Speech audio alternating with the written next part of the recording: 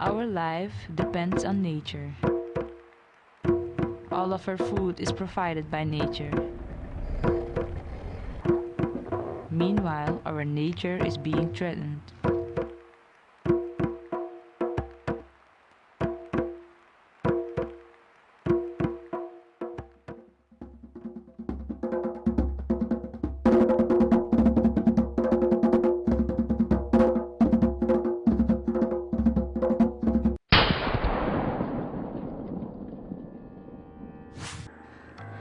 The animals are being driven further into the interior, making it difficult for local communities to satisfy their protein needs. The cause of the animals retreating further into the interior is destruction of ecosystems such as hunting, mining, and deforestation. The indigenous family gets a surprise visit from a good friend Carlos out of the city. He expects to eat some tasty wild meat with his friends, only to be disappointed like the son. Carlos comes with a suggestion. The indigenous family should breed their own animals for meat.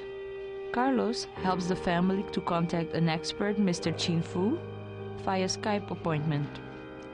Mr. Chin Fu explains to the indigenous family what captive breeding is and what has to be done. Captive breeding is the process of breeding animals outside of their natural environment under restricted conditions. Want to start with a business to produce wildlife species under controlled conditions, you have to look at certain things. You're looking for species with a high value, species that reproduce fast enough. The species that look interesting are the agouti parka, iguana, caiman. One of the benefits of captive breeding is that the producer is able to produce animal proteins in a sustainable way. You can make use of local feeds for the animals. Another benefit is that can be used for biodiversity conservation, to reduce the pressure on the wildlife species, reintroduction of endangered species. It's also a source of livelihood for the people in the interior, and the people who start to produce wildlife species, they can also make some money. He also suggests to contact a veterinary surgeon for more information. Mr. Rosenblatt is director of a veterinary. He explains conditions on health and safety. The standards are meant to take into account, first of all, animal welfare, to have these animals in a situation where we, as much as possible, imitate their natural habitat, to let the animals feel very much at ease and give them all they need to reproduce and to feel themselves in a good environment, without stress, without bad feeding, without places where they do not feel at ease.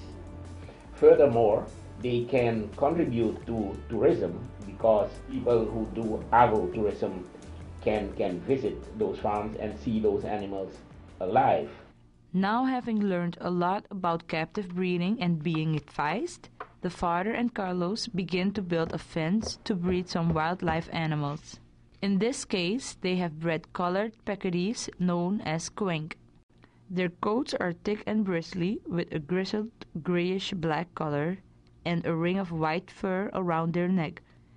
Peccary can be used for its meat, and their hides have been a source of economic income for humans for decades. Meanwhile, the indigenous family and Carlos started a business.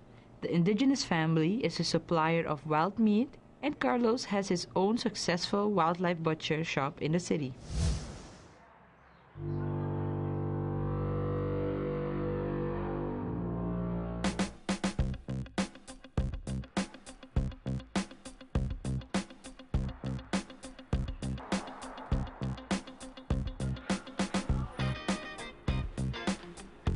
Captive breeding can be a sustainable way for producing meat of wildlife species for own and commercial purposes under the right conditions.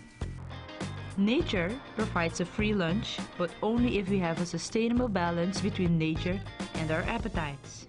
keep our nature, keep our food, keep our life.